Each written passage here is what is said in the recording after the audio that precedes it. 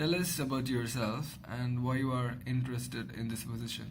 Of course, yes. Hello, my name is Pranav Shashikumar. I'm currently pursuing Masters in Engineering Management at University of Wollongong. My major reason for taking up this course in Australia was due to the fact that I had multiple experiences in back home in India that can be related back to this course. So firstly, after my graduation, I worked as a programmer analyst at an IT multinational service provider named Cognizant, wherein I worked in the quality engineering and assurance department for a period spanning nearly 2 years. And during my second year being a programmer analyst, I was asked to lead multiple engineering teams at on-site client-based projects for a period spanning 6 months. And during this period, I was awarded the Associate of the Quarter as a recognition for my efforts. And after my period at Cognizant came to an end, I decided to join a startup based in Hyderabad named Harry's Global Impacts that focuses on the sales and the distribution of fast-moving consumer goods.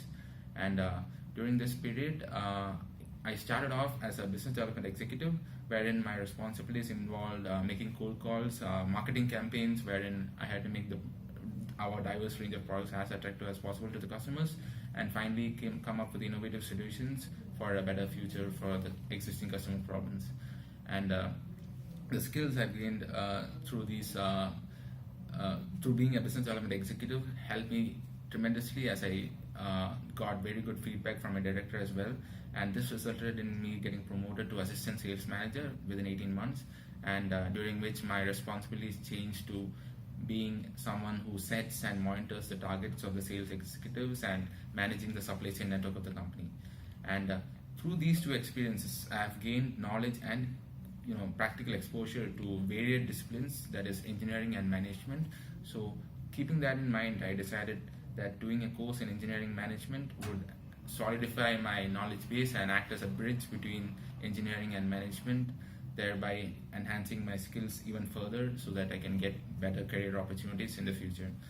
So that is the main reason why I chose engineering management. And as part of my university syllabus, I deliberately chose subjects such as project management, supply chain management, sustainability for engineers, logistics, etc., based on the sole reason that the skills I've already obtained through my professional experience can be related back to these subjects, and I find that it would help strengthen my already existing knowledge base, and I would be a good asset for any team, including the ones at Tetra Tech that are looking for values along similar lines. Thank you. Please provide an example of where you have built motivation and cooperation within a team. Okay, so as part of my university coursework, I had a subject called strategic management, wherein we had to choose a company of our choice and look at a strategic problem or a threat that the company is currently facing, and we had to come up with a strategy to nullify or somehow use that to the advantage of the company so that they wouldn't go into losses in the future and result in not being a major player in the market anymore. So the major factor in this one was that the team that the project was that we were doing the project on comprised of individuals from very diverse backgrounds from all over the globe, and initially it was a bit difficult for people to get along with each other. So since I had the most experience in terms of professional career wise, so I decided to take up the mantle of being the project team leader. And as a team leader, I noticed this initially when I noticed that the members of the group weren't really in sync or communicating with each other enough. So I found a communication gap between members. So in an effort to reduce this and improve the overall efficiency of the team by making everyone work together in a synergy, what I did was I came up with a solution wherein during every single weekly meeting that each member would have to describe a little bit about what their culture is, what they're coming from, how they see things, their perspectives on life and stuff, so that the other individuals can get a better understanding on how even if he was a complete stranger, so they get to know each other better in the future, so that they can work together on same concepts and understand how each other is thinking at the same time. So that is the main purpose behind me coming up with a session during every meeting, and this is how I helped improve the cooperation within the team. And in an effort to improve the motivation, I did a little bit of research on major companies in Australia offering jobs in jobs as a strategist in their firms. So what I did was I came up with figures related to how many jobs are available and how often international students are getting into jobs like that and their experiences from working in such roles.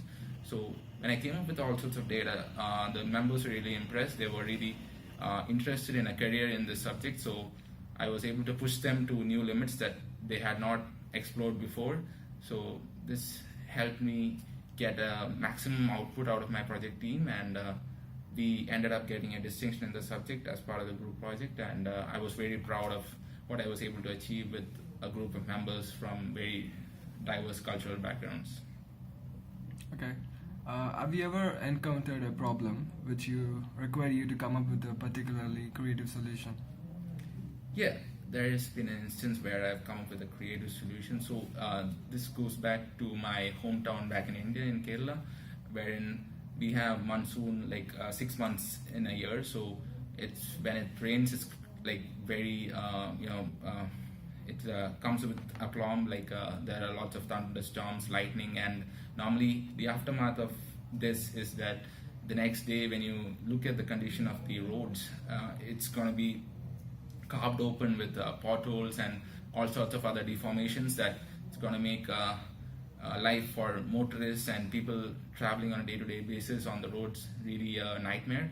So this kept on happening every single year, and every single time the monsoon was over, the roads were in the same condition. So when the road that connects my house to the national highway was up for renovation, as the monsoon has just gotten over and the summer was about to kick in, and they had decided to renovate it. So I came up with an idea wherein, okay, let's try and do something different, as in there has been a technology that has been in existence where they use interlocked panels for payments, basically not for roads, but I thought, why not use the same technology onto a proper road, and to further solidify and strengthen the bonding of the interlocked blocks of concrete, asphalt, etc. We would have to burn already the existing household plastics from all the houses and the plastic that the civilians are using in that residential area.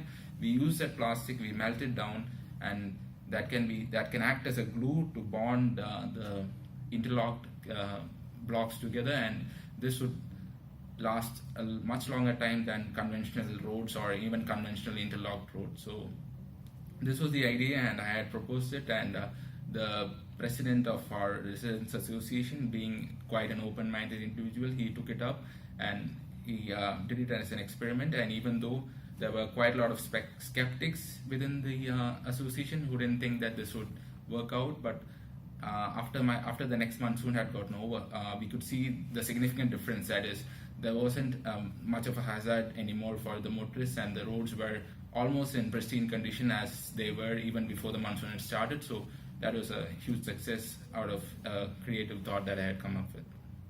Okay. Do you have any questions for us? Yeah, I do have a couple of questions. Firstly, I noticed from the ad that the vision of the future for Tetra Tech is all about sustainable development. So I was just wondering, since the vision of the future is for sustainability, are you currently working on any projects at the moment? And if you are, how has the shareholders' response been to how the project has been running so far in terms of the initial investment involved? Because sustainable development would require higher initial investment than traditional. So how has the shareholders' response or feedback been so far? That's what I wanted to ask. And secondly, I just wanted to ask, since you've been associated with Tetra Tech for a long period of time, I just want to know, what qualities do you think an employee should possess to be successful in this field at Tetra Tech? So I just want to know what kind of qualities a guy should possess in terms of values. Yeah, that's it. Thank you.